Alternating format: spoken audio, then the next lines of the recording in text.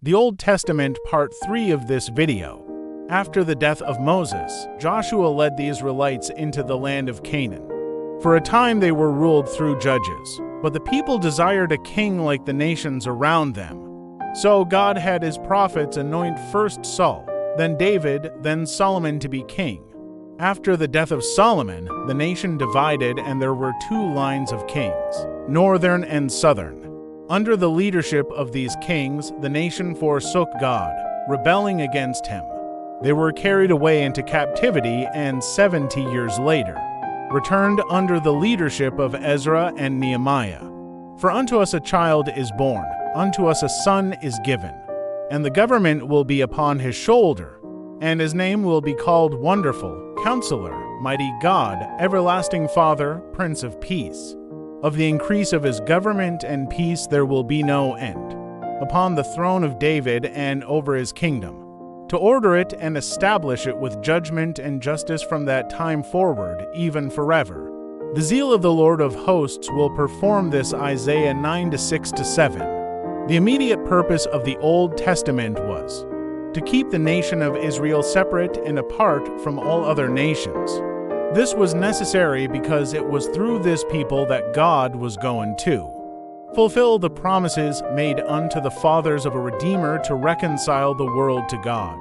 Thus, the law of Moses was never intended to be an everlasting law for all the world, but a temporary law for Israel only. This old law is spoken of as being blotted out, taken out of the way, and nailed to the cross. Colossians 2:14.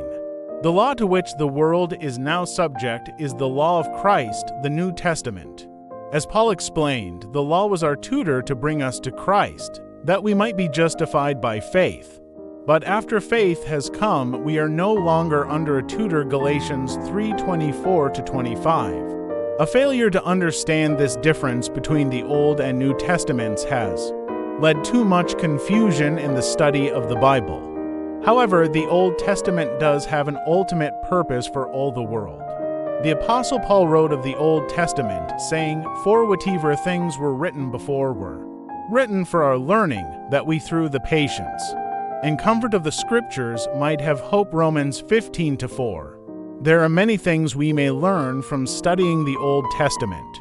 The Old Testament gives us shadows and figures of the great truths that are more fully revealed in the New Testament. It served the purpose of teaching man the exceeding sinfulness of sin and enabled man to realize his need for the grace and mercy of God. The things which happened to the men and women of the Old Testament serve as examples for us, and the Old Testament prepares us for Christ. Jesus said, "For if you believed Moses, you would believe me. For he wrote about me, but if you do not believe his writings, how will you believe my words?" John 5:46-47.